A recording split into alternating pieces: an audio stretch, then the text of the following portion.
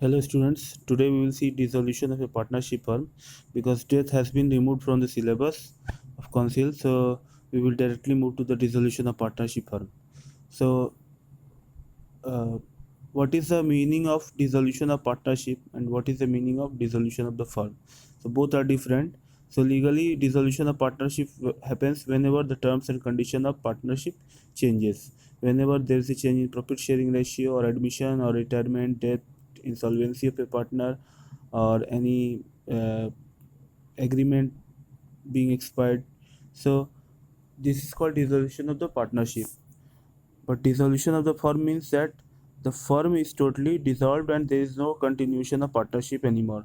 So the termination of partnership business can lead to dissolution. Again, disposal of partnership assets and settlement of liabilities and third party and division of remaining cash between the partners. That means after selling all the things, whatever surplus will be remaining, that will be shared by the partners in the agreed ratio. And if there is again a deficit, then from private property of the partners, it has to be paid by the partners. So some differences are given. So dissolution by the partners may also happen mutually because sudden death or retirement of a key partner may force other partners to dissolve the firm.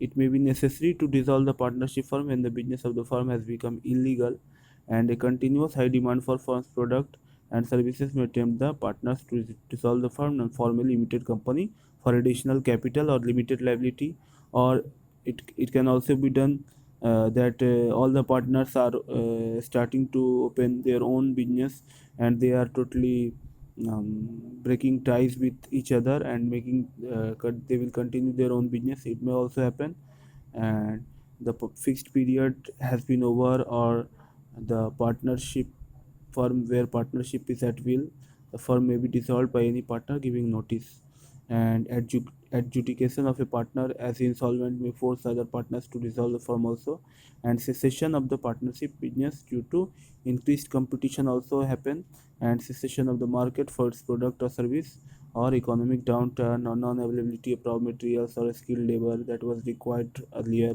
or inadequate profitability due to high interest or cost, etc., or incapability of partners. Now let's see one important point, legal point, that is dissolution by the court. Section 44 of the Indian Partnership Act states that at the suit of a partner, the court may dissolve a firm on any of the following grounds. So, a partner has become of unsound mind, in which case the suit may be brought as well by the next friend of the partner who has become of unsound mind as by any other partner. So that a partner other than the partner suing has become in any way permanently incapable of performing his duties as partner. That a partner other than the partner suing is guilty of misconduct which is likely to affect prejudicially the carrying on the business regard being had to do the nature of the business. That a partner other than the partner suing willfully or persistently commits breach of agreements relating to management of affairs of the firm or the conduct of its business, or otherwise so conduct himself in matters relating to the business that it is not reasonably practicable for the other partners to carry on the business in the partnership with him. These are very legal words, and all of it means that uh, when a partner sues in the court that he wants to dissolve the firm, then what may be the reasons are being given. So whenever a partner is telling the court to dissolve the firm, it means that uh, any criminal misconduct may be found by court, and at that time only the court will give order to dissolve the firm, and the list of misconducts have been given that what may be the reasons. So firm's debt is different thing and private debts is different thing. Like partners are there in the partnership firm, and partnership firm is having some debt, but ultimately the private debts which are taken by the partners are, so the what are the provisions of partnership act in this we will see. So section 49 states that the property of the firm shall be applied in the first instance in payment of the debts of the firm, which is a very known thing, that if there is property of the firm, so at the time of dissolution, if there is any debt, that will be paid at first from the partners uh, assets in the business, that means property of the firm. And when the property of partner what will happen if the surplus is not there, whatever surplus will be remaining, that will be transferred, that will be uh, transferred to the partners, and partners may keep that money with them. But if the separate property of any partner shall be applied first in the payment of his private debts, if there is any surplus, it can be used for payment of the firm's debt. So this is the rule. So we will see different examples. So ABC and partners sharing profits and losses equally. The balance of capital as on 31st March 2016 is as follows. Their capital are equal 50,000, and the property of the firm is 2 lakh and the debt of the firm is 1,70,000.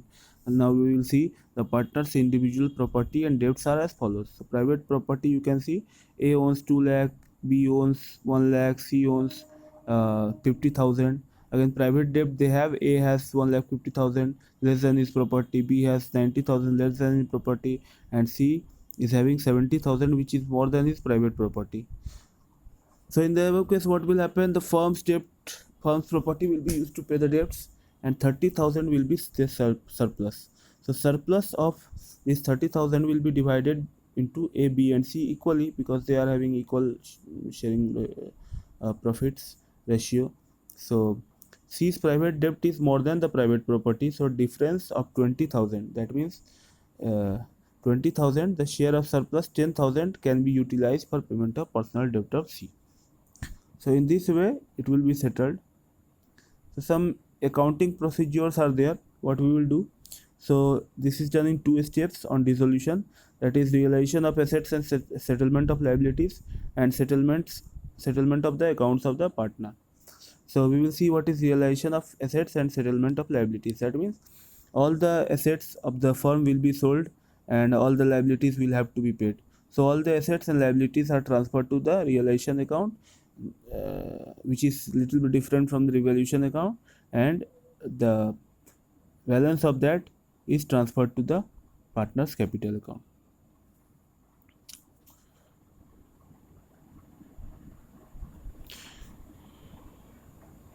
So difference is given there. You go through this. I am telling you more important thing, like what will we make closing entry. So closing entry will be realization account debit to land and building to plant and machinery. That means crediting all the assets, we will transfer it to realization account.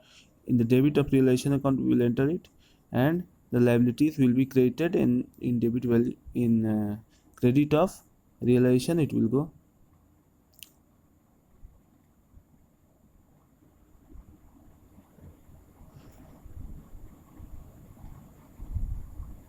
Again, one important thing is that all the assets value will remain according to book value and not the realizable value. Whatever the realizable value is, that means after selling how much money can be got, that is not considered.